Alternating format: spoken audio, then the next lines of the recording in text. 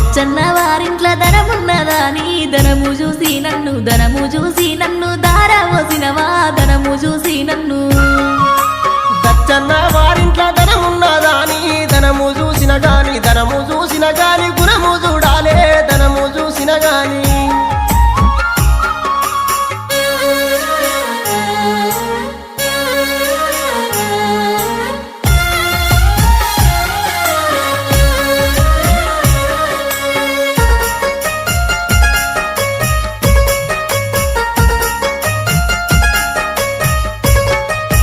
నల్ల వంకాయ కూర తిన్నావా తండ్రి నల్ల మొక